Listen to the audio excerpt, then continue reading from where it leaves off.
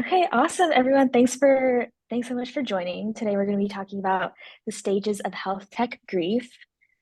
We are the Stanford Healthcare Design Challenge. We're really excited to have all these awesome speakers for the month of September and October. And then again, our applications are due at the end of September. So today I have Julia and Longshot on the call with me, and we're going to be hosting our meeting with Nikhil. As a reminder, September is filled with events and awesome speakers. Next week, we have Sebastian, Shreya, and a startup and policy panel. So look forward to the Zoom registration links and make sure to register so you guys can join. And then October is focused more on the competition and the challenge itself. So we have a lot of time for participants to meet with their mentors, working more on their pitches and storytelling. And then our final pitch day is on October 18th. As a reminder, our challenge prompt is to design a financially sustainable and scalable solution tailored for vulnerable populations that effectively addresses their social determinants of health needs to enhance engagement with healthcare and improve health outcomes.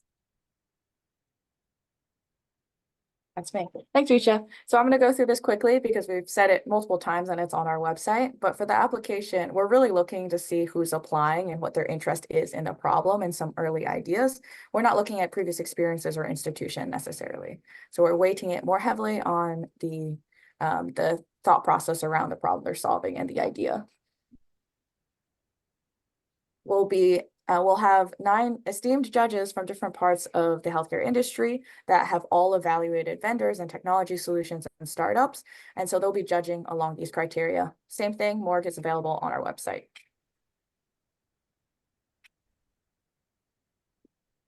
Also, really quick, what view do you all see as participants right now? Because I feel like I messed up something here. What do you mean? I just see people's faces. Yeah, I don't see the slides. Really? Oh, I'm still sharing my slides. I see them. I do not see them. Yeah, could you try to reshare slides? Okay. New Zoom bugs every day. That's fun. User learning curve here. Okay, there we go. Are y'all seeing it? Yes. Oh. Okay. Well, were you not seeing it this whole time? No. No. Oh. Oop. Okay. Well, judges application. Okay. And then it's all on calendar. the website. We can move on. I know we've got good content and we can come back to questions later.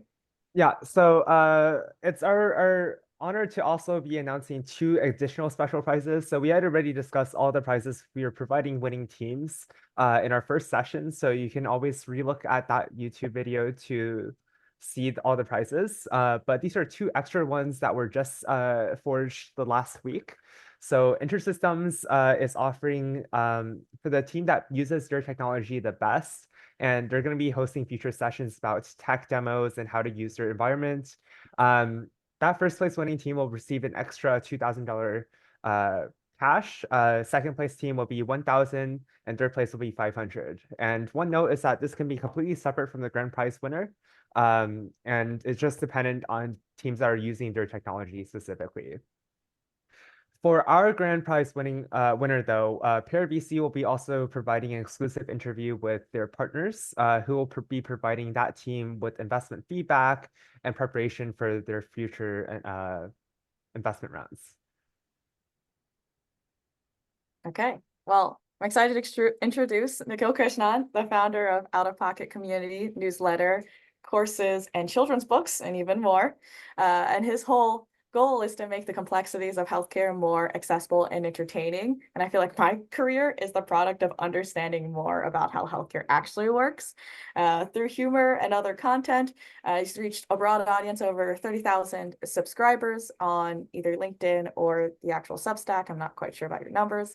And I think before this, you've had other roles where you're an analyst at CD Insights and other things like that. But this public-facing one where we all get to learn from the things you find interesting is really great. So we're excited to hear what you have learned working with a lot of early stage startups and what not to do in early stage startup ideas. For sure. I'm excited to be here. If you guys can think of an economically feasible SDOH idea, I would suggest just starting that company. So We can add that to this. Okay, sweet. So should I share my screen so that I can do the slide clicking, if that works? Yeah, yeah, you can do that. All right, let's see. Let me know if you can see this now. Can we see it? Okay, Yeah, you're amazing. good. Okay, cool.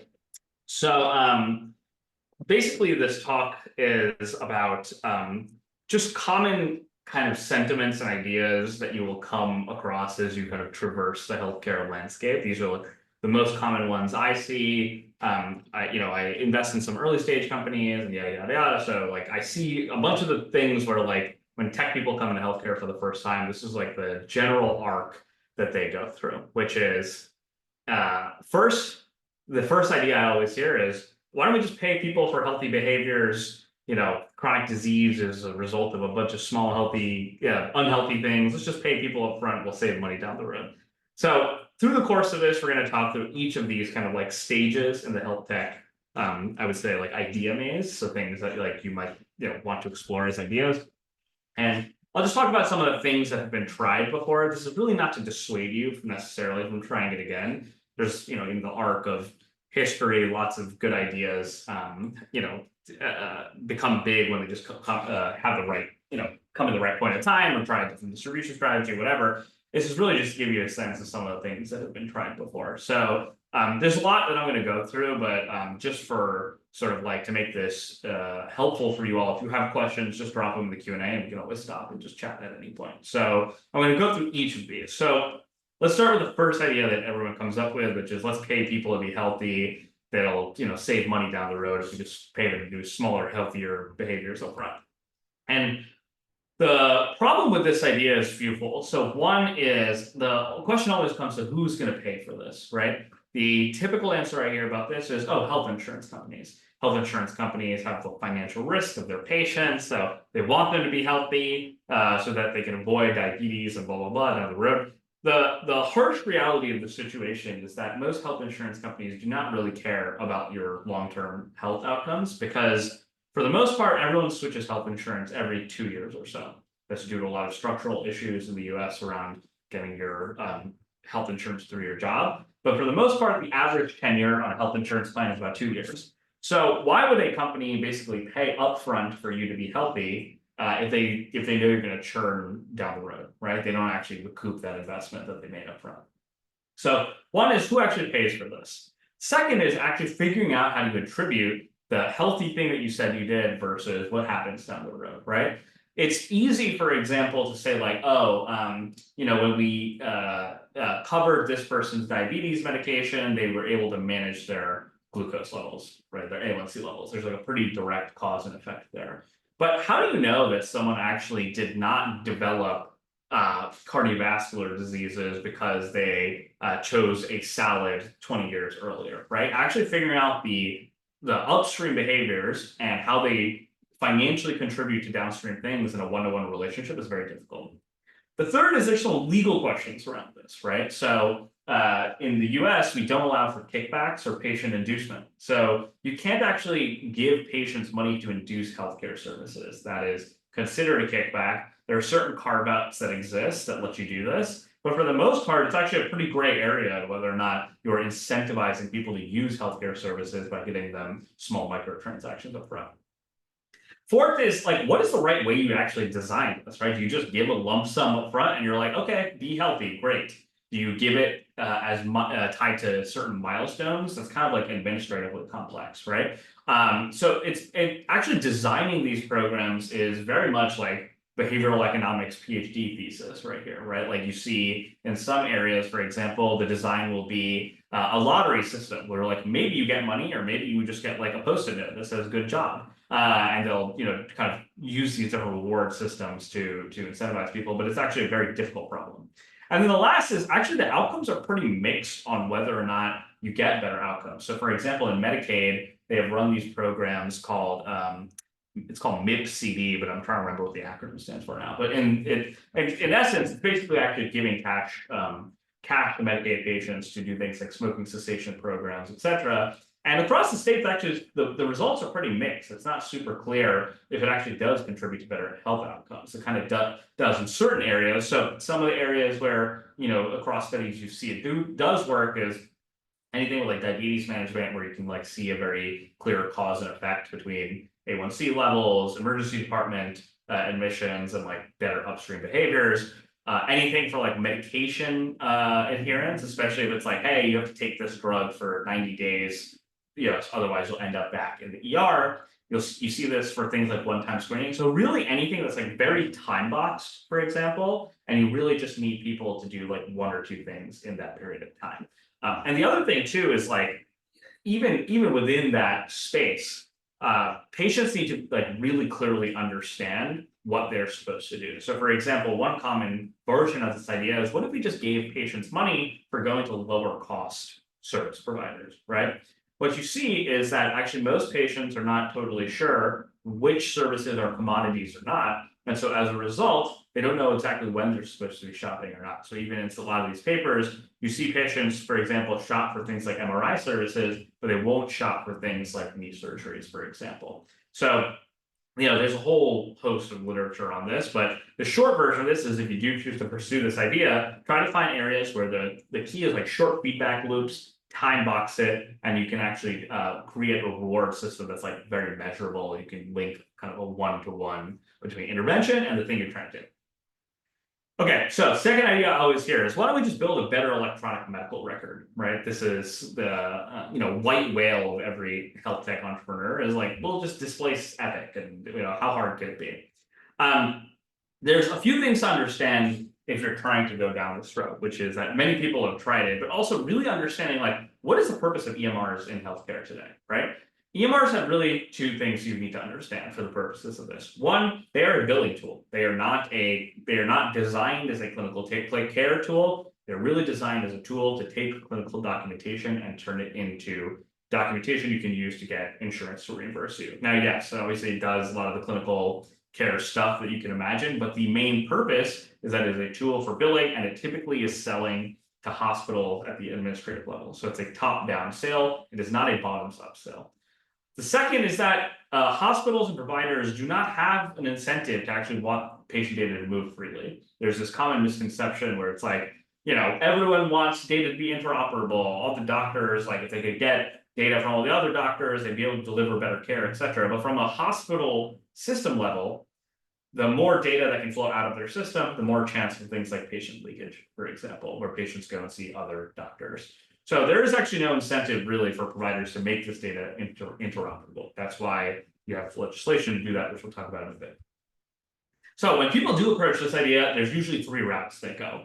I'll add a fourth route actually, but there are three main routes. One is, let's make a patient health record, right? We'll give it directly in the hands of patients. Right now it's too controlled by the hospitals and all that jazz, right? You can go down that route, but the reality is most patients do not actually have a need to use personal health records regularly, right? Most times people are using the health system pretty sporadically, so actually capturing patients where they need to use a health record is pretty rare. There's a handful of patient areas where patients are very motivated users, so things like cancer, autoimmune disease, like rare disease, pediatrics. If your kid has certain issues, you see very motivated patients there. But for the most part, most patients are not active, consumers of healthcare. They do not need to use a personal health record all the time. It's very hard to actually get them to sign up for this, right? I mean, imagine how hard look today at how hard it is to get patients to download a new app for things that they do regularly, right? Now imagine something that they do extremely sporadically and get kind of questionable amount of utility from. The second is, okay, let's make a health record that doctors love using, right? Every doctor talks about how much they hate their health record, blah, blah, blah. They're the users. Why don't we build for that? And again, the thing to understand is that most hospitals are actually the hospital system level, admin level, are the ones who are actually making the purchase. Doctors are users of it, but the buyers are not the doctors for the most part. The other thing too is that, I know, again, for the key use case that they're being bought for, which is for the most part billing, EMRs actually work quite well. So you need to figure out a different kind of killer use case to kind of like combat that, because from a at least hospital system level, they do exactly what they're intended to do, right? Physicians don't really, they kind of just have to use whatever tools are given to them. So unfortunately, even if you get a lot of physician buy-in, doesn't quite work that way. And it's an extremely risk-averse purchase, right?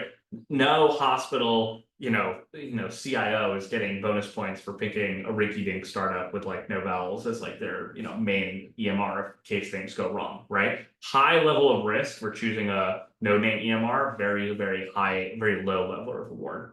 And then the last is sometimes people are like, we're going to buy an existing electronic medical record and then repurpose it. So you see this, for example, where the electronic medical record has really valuable data for something like life sciences, for example, right? We will go in, we'll actually take this electronic medical record and make it more life sciences oriented.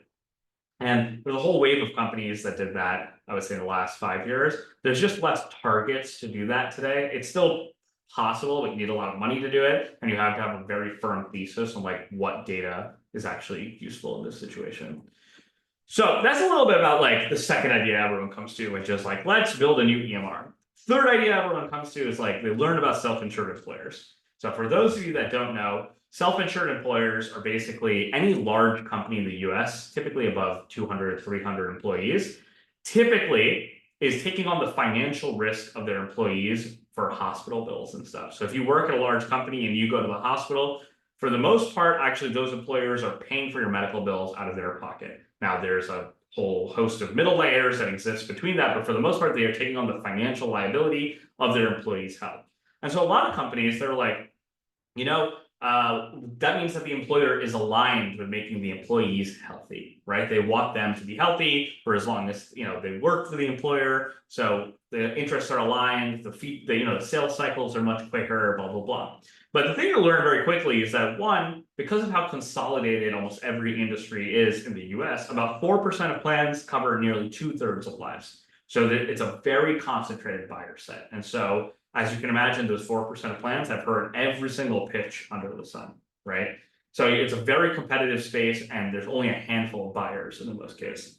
The second thing is that you are actually basically having to make 3 separate sales when you go through this. The first is almost all employers use benefit brokers in some capacity to figure out like which health benefits should we be offering to our employees. So you have to sell it to the broker. That broker then needs to sell it to the employer. And then even once you get that contract, you then have to sell it to the employees to actually sign up for your service. So there's 3 separate sales that need to happen. And each one of those entities cares about something different, right? Broker cares about their commission. The employer cares about how easy it is to deploy. And the employees care about how basic, just like any user, want to see how useful it is to them. So now you have 3 separate sets of stakeholders that you have to actually make it appealing to.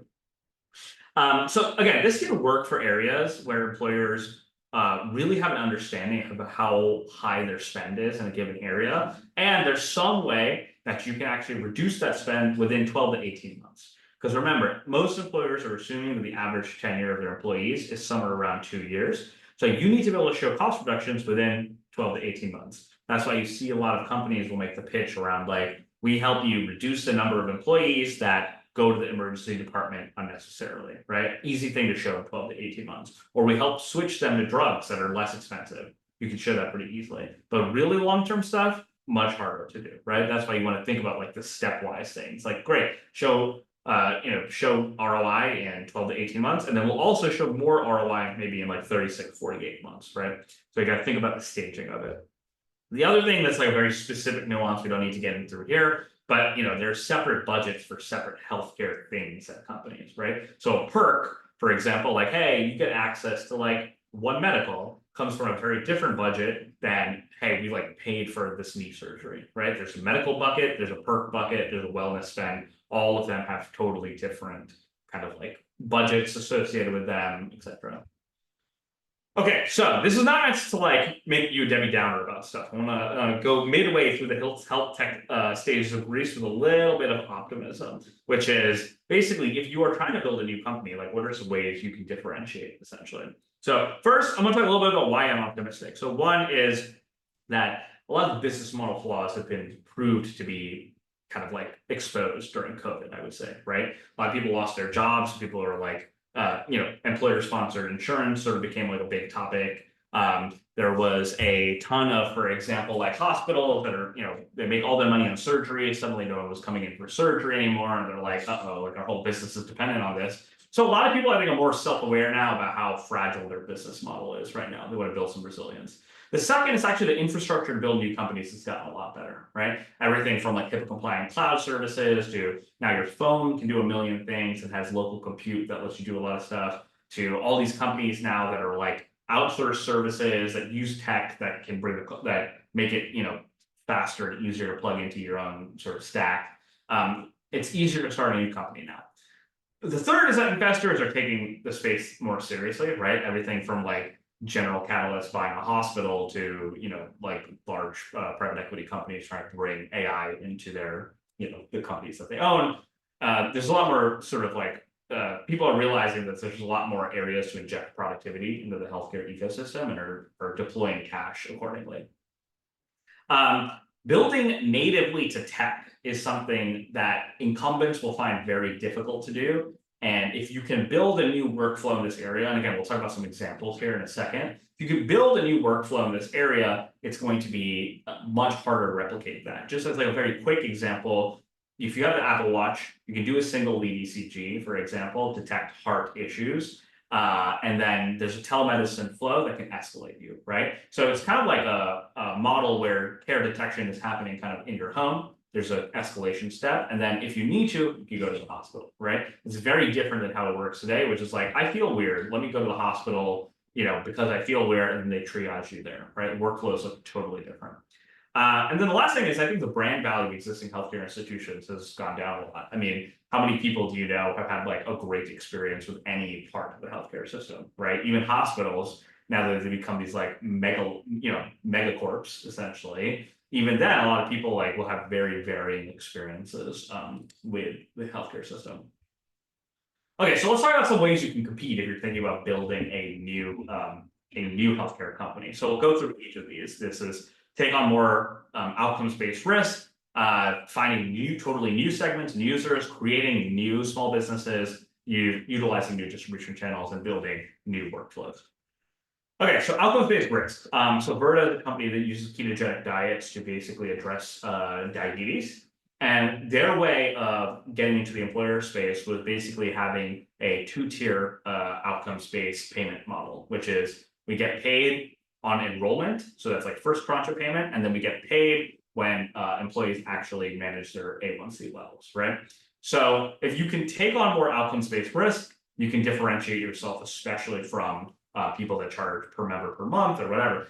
Actually, another area you see this pretty interestingly nowadays is in the AI scribing space. If you've ever seen these companies, a lot of these companies that doctors basically bring into the room with the patient, and then they record the patient encounter and turn it into notes, EMR documentation, all this kind of stuff.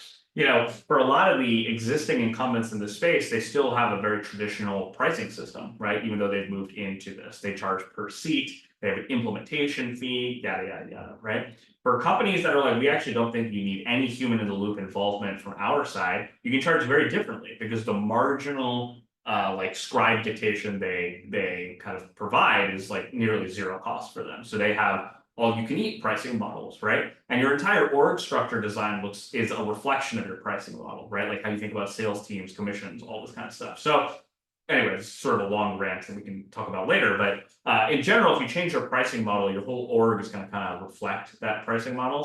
So competing on how you take pricing compared to whatever the incumbents are today is like a great way to actually differentiate yourself. The second is targeting totally new segments. If you told me like 10 years ago that people would pay cash for anything in healthcare, I would have told you no way. People have insurance, they expect insurance to pay for everything. And now you have tons of cash pay businesses, right? You have GoodRx, you have all these like different direct-to-consumer pharmacies, blah, blah, blah. So that was a totally underserved segment at the time that no one really built a business around. So today, for example, like one area I'm interested in is clinicians directly, right? So Butterfly, for example, is a portable ultrasound that largely sells directly to clinicians, and it's super expensive, right? It's like $2,400 for a probe. But for a cardiologist, if it saves them time from going from point A to point B, that can be totally worthwhile, right? So finding kind of totally new segments that typically are underserved or don't have tools that are directly for them is another way you can kind of differentiate yourself.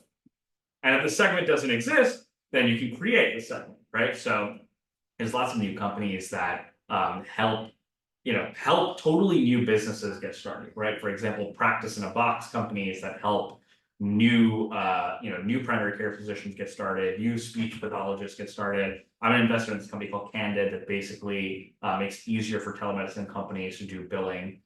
So if you can help new practice, like new small businesses get started, one of the benefits is that you don't have to do a rip and replace situation, right? You're usually the first vendor that they are buying for something. It's much easier to get in, and you can grow alongside the business, right? The equivalent not in healthcare is Shopify, which basically helped all these e-commerce businesses get started, essentially expanded the entirety of the e-commerce world. And then as the e-commerce sort of segment grew, they started offering more things like third-party fulfillment and payment plans and all this kind of stuff. So you can actually grow alongside your customers if you actually help them get started in the first place. So regulation. So, one thing that's sort of new to healthcare or unique to healthcare, I would say, is that regulations actually can open totally new distribution channels. So for example, 2014, the Obamacare exchanges open, companies like Oscar basically suddenly had a totally new distribution path to sell insurance to people for the first time, essentially.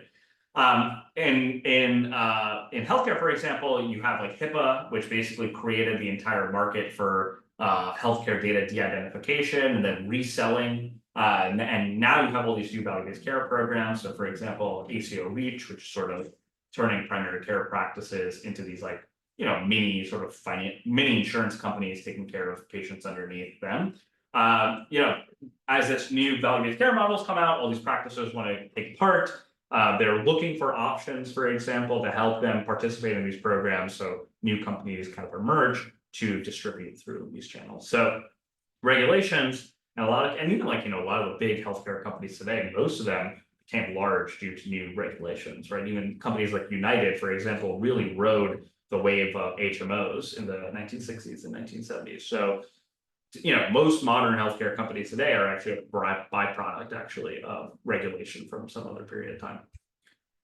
So tech to create new workflows. Again, try to think about what a tech native workflow might look like. So for example, Viz AI basically uses machine vision on stroke, on patients who are having a stroke to basically quickly triage like whether or not that patient needs to be escalated immediately to an interventional radiologist or whoever's going to be removing the clot, right?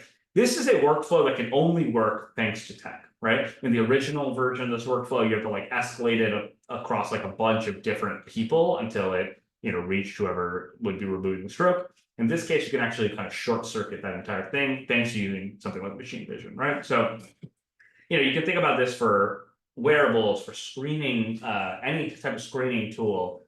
Nowadays you even see things like a lot of these like AI chatbots, for example, that do like disease triaging, or detection algorithms for things like sepsis and all this kind of stuff, right? Like, where's an area where tech can actually very meaningfully rewrite how the workflow works for something? Very hard for incumbents to kind of just like replicate that themselves. Okay, so the last two things in the stages of health tech grief. You've come out the other side and you're like, okay, I've reached enlightenment, and now the way I will make this industry better is by finding one workflow, using software, and making it 5% better. And that can work, but again, just to give you a flavor of what might happen if you go down this route, one thing you'll learn very quickly is that there are really not that many small, medium-sized businesses. No large company wants to buy point solutions anymore. If anyone has tried doing this in the past, no one is like excited about new point solutions. So for the most part, you're relegated to small, medium-sized businesses. Small, medium-sized businesses are not great buyers in healthcare. They have very slim budgets. They don't have the resources to train people up on your tool. And also, all of them have these like custom tech stacks. The EMRs are terrible. You have to integrate into their existing workflow. All of their workflows are totally different. Again, it's doable. It's a slog. You can actually probably build a pretty reasonable small business in this area if you pick like really specific workflow, really high pain point. But training people up on site at a small, medium-sized business is just brutal. Like good luck. But the main issue is just like there's just not that many small, medium-sized businesses in healthcare. A lot of them are, now have been sucked into larger companies that you have to sell from the top down into. So my other 2 cents is that if you make a bad process more efficient, you're just kind of driving up spend a little bit. You might be able to build a decent sized business here, but again, it's just sort of, you're not really changing too much. And also, if you have to integrate into a bad part of the process, your entire the entire value of your company is only as strong as whatever the bottleneck is that you have to hit, right? So if you suddenly, for example, make it really easy for providers to send appeals to insurance companies, for example, right? The bottleneck is how many appeals an insurance company can actually read in a given time. So just because you're appealing every single person, every patient that you see, the efficiency only comes from how many appeals actually go through the payer process. So just remember, this is one of the issues with point solutions in the first place. Okay, last but not least is the services piece. So people are always scared about adding services to their company. They're like, it's going to ruin my margins, blah, blah, blah. But services is kind of how the entirety of healthcare operates. So unfortunately, no matter how much you try to avoid services, more likely than not, you are going to have to add services to your company.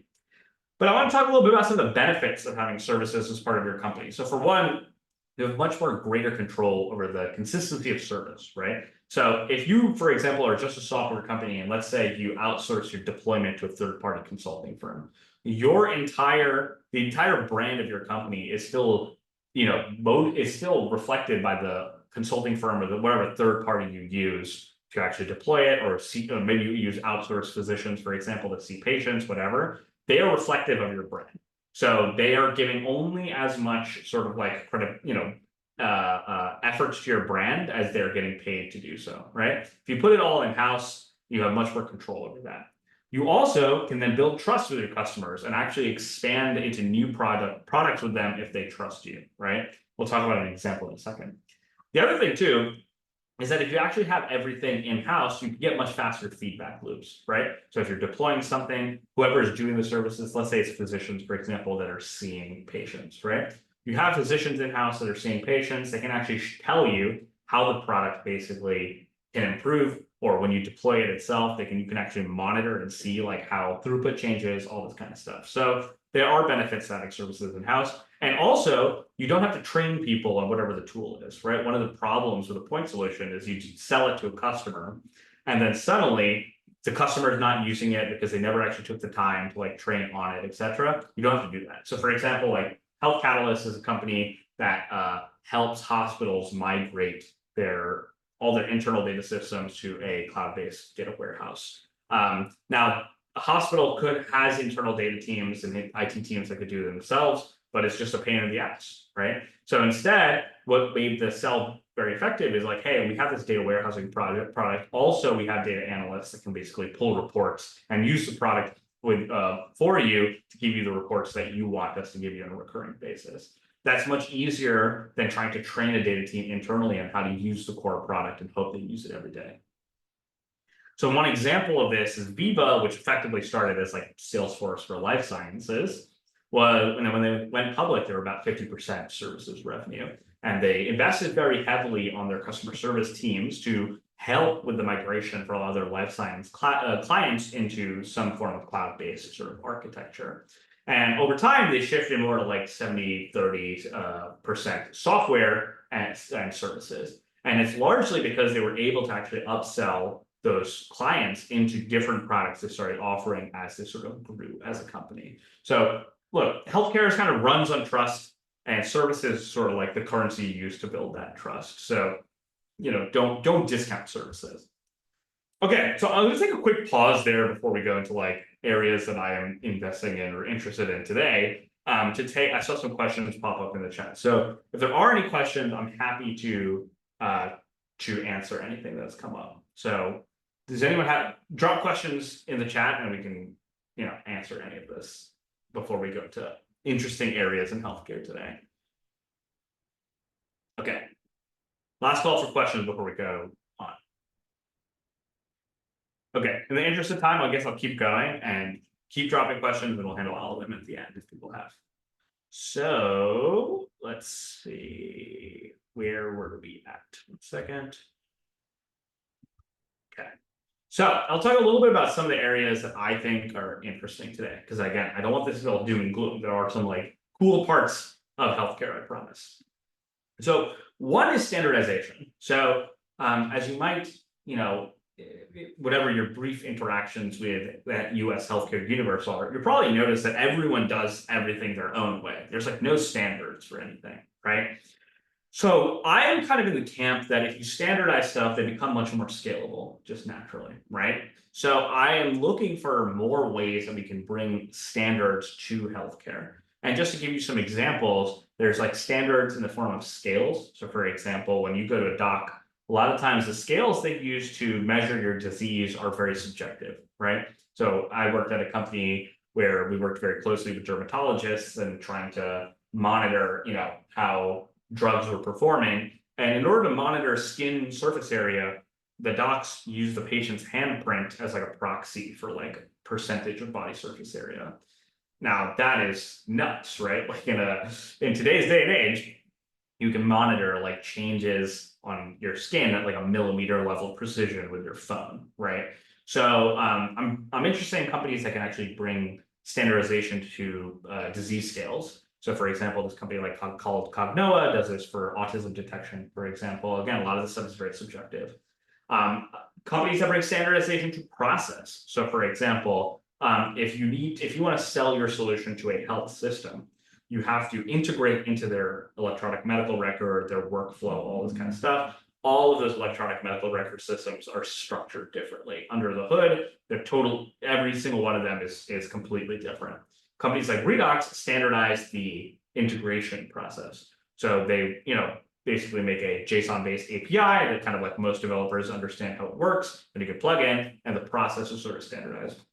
I'm an investor in a company called Tuba that standardizes the data pre-processing oncology. So if you've ever, again, worked with healthcare data, it's all, messy, and it's in totally different formats, and people spell mammogram 5 different types of ways. And so every company creates this whole pipeline to clean the data before they actually analyze it. Like, why is everyone creating their own version of cleaning the data, right? So Tuba basically creates these like more standard methodologies for pre-processing that then you can like use downstream essentially. So that's one area. The second is I'm a big believer that we need more competition in the provider landscape in some capacity. So anything that helps physicians essentially go independent, I think is a very important part of the healthcare landscape. So how do we make it easier for physicians to lead? How do we make it easier for people to understand who good physicians are so you can refer to them, right? And that makes it easier for new physicians to get patients, all this kind of stuff. So I'm very interested in physician independence. So for example, companies like Glass, which are kind of like physician first workflow tools for independent practices can use more easily. Companies that make it easier to start a new practice. So, I'm an advisor to a company called Ease that does this for virtual therapy practices. Again, being able to figure out who good physicians are is a big part of this, right? If you're a doc and you need to figure out where to refer, it's really easy to just do it within like the big hospital, name brand hospital in your area. But if you know a physician is good at something specifically, it's easier to send them new patients, right? Or helping practices who are independent take part in new financial models, right? It's very hard to take part in value-based care arrangements, for example, if you are a smaller practice, right? So, I'm an investor in a company called Uvo that does this for, federally qualified health centers, which are sort of like primary care clinics for underserved neighborhoods, making it easier for smaller practices to take part in value-based care arrangements. So another area is kind of patient-to-patient education and support channels. So patients are, as a combination of their lived experience, they can give kind of tips and tricks to other patients that physicians that only like kind of theoretically know about a disease are kind of limited in, right? So by connecting patients to other patients who have similar diseases, similar maybe care pathways, etc., patients can basically learn a lot more about how to manage their disease. And also other patients are much lower cost in helping to treat a disease than doctors are, right? So they can become a part of a clinical team and workforce that's actually much cheaper. So Alcoholics Anonymous, for example, is one of the most cost-effective interventions that we have in healthcare. Now, whole debate about like the religious connotations here, which I'm sort of going to ignore for the sake of this talk, but Alcoholics Anonymous works very well for the intended kind of case of trying to reduce substance use disorder, and it's basically entirely peer-to-peer. I'm an investor in this company called Most Days, which basically tries to create virtual tools for anyone who wants to start their own version of like virtual AA, but for different disease areas, essentially. And then there's these new companies that are kind of popping up that are almost like boot camps for specific disease areas, right? Pain reprocessing therapy, for example, or you see this for things like couples therapy. So a big part of these boot camps is using peers that you're going to the boot camp with, right? So becomes kind of a part of the experience, essentially. New contracting and payment rails. This is very unsexy, but this is an important part of healthcare. I kind of think that one of the original sins of healthcare is just how complex contracting has become and how opaque it is. So contracting really should be a much simpler process, and it really mostly benefits large companies that contracting is so complex right now. So a combination of like how do you simplify contracting, but then also healthcare has started touching the non-healthcare worlds more and more. And this is probably maybe most relevant for the SDOH stuff that you guys might be looking at, which is how do you actually, everyone talks about like we should pay for food, for example, right? Payers should help pay for food. Mechanically, how does that happen? Right? Like that is actually like a very tricky problem, right? You need to figure out how can you actually compliantly use health insurance dollars to go to a grocery store and actually buy food at like an SKU level, right? So, what if someone just went to the grocery store and brought like, 100 Twinkies using health insurance dollars, right? That is probably not the way to do it. So there's some compliance stuff that has to exist for this, that existing payment networks actually are very limited, right?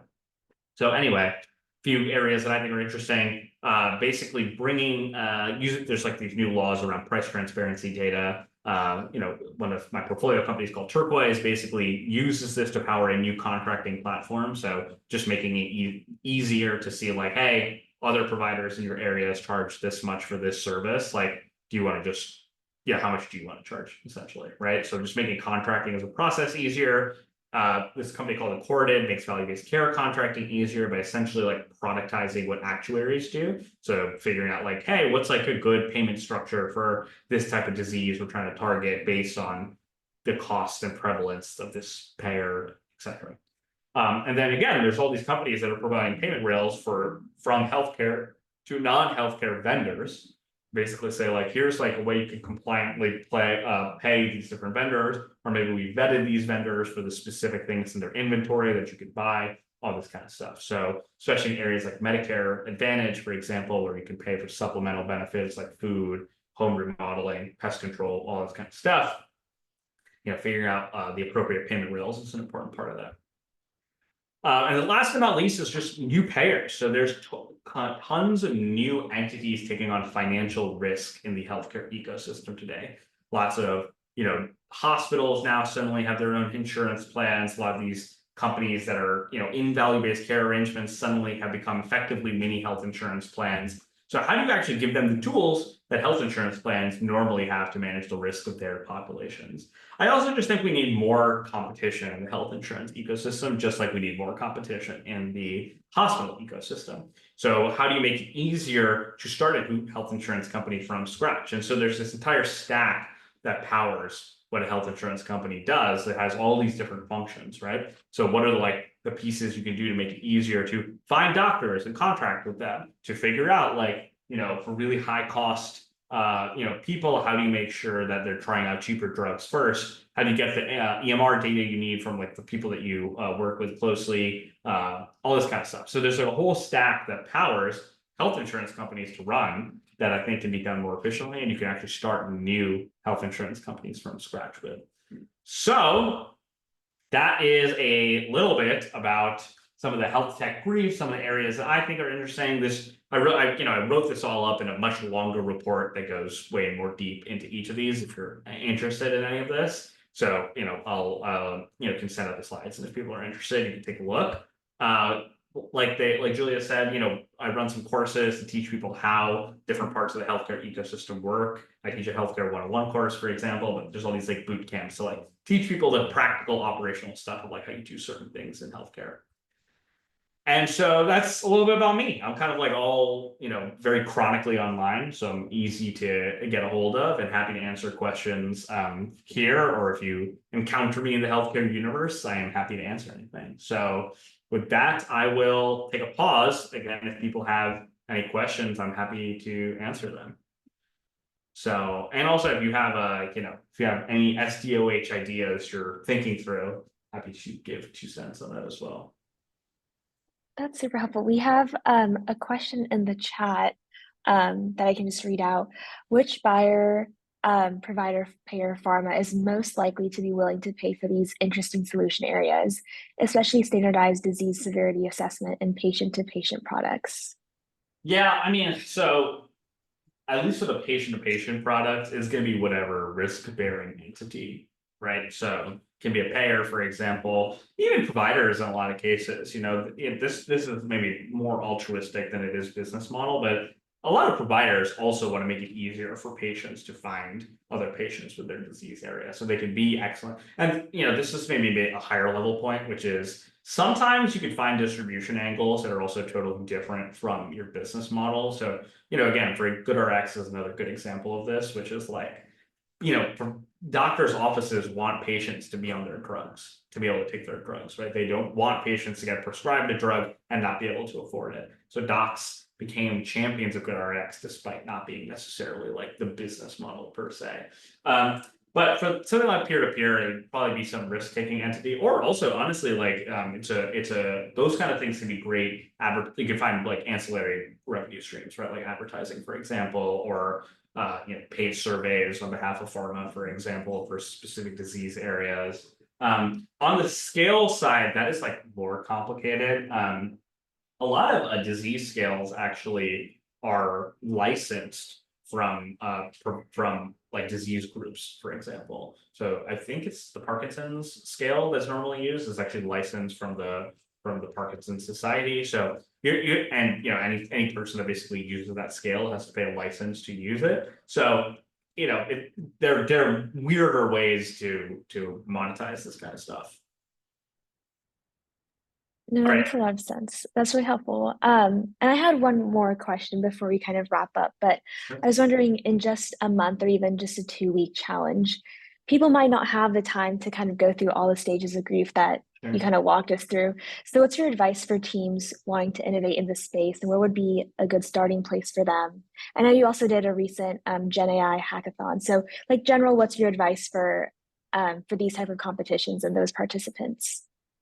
Yeah, I would try to find places where you see like really clear pull factors rather than like you need to convince people to do something. So for example, if you go to any community-based organization today, they face a lot of pull issues, which is like we have a lot of people who are super interested in giving us grants for X, or sorry, we have a lot of people that are interested in basically getting services from us in some capacity that we just don't have right on staff, right? Maybe it's like some like behavioral health screening, for example, right? But we just don't have that, right? It is much easier to try and figure out how to build a solution when there's like a lot of pull than it is to be like, hey, we're trying to convince people to give us grants for this, and you're like trying to convince people to do something, right? So I would say find out where there's already a lot of latent demand that just and then figure out how to operationalize like meeting that demand, then the opposite, because creating demand in healthcare is very difficult if people aren't already doing it. That's a short version. No, that's really good advice. No, but thank you so much again for your time with us. This was awesome and super helpful, I'm sure, for all of our viewers, and we'll post it back on YouTube and our website. So I think this will be a great resource for everybody. For sure. I just want to take a couple of seconds to wrap up, so I'll go back and share my screen, and hopefully it works correctly this time. Can everyone Yeah. see it? Okay, great. Julia, do you want to introduce our agenda for Yeah. next week?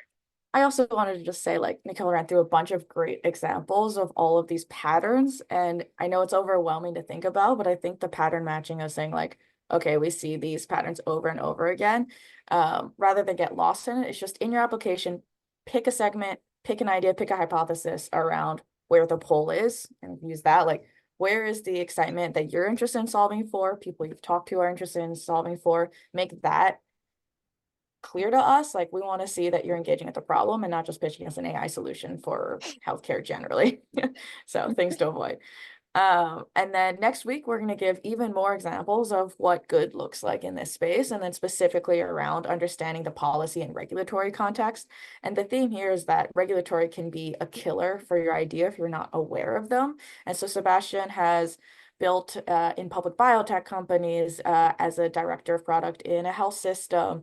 And he actually got invited by the FDA to work with them on creating new AI strategies. So he's seen kind of both sides of it, and all of that.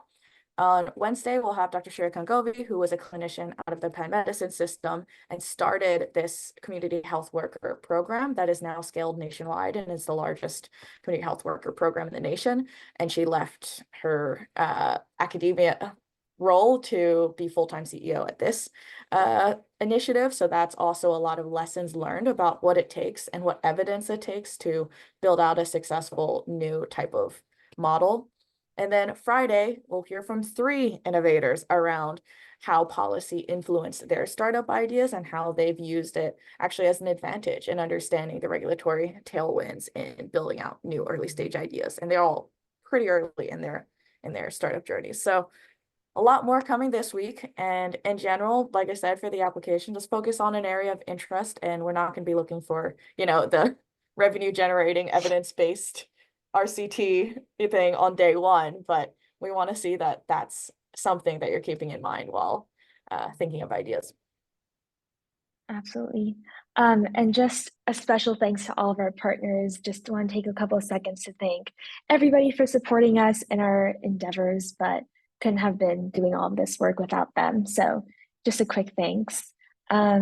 And yeah, thank you to everyone who's here taking their time on a Friday afternoon to learn more about healthcare. Really appreciate everybody. So I think that is it for today.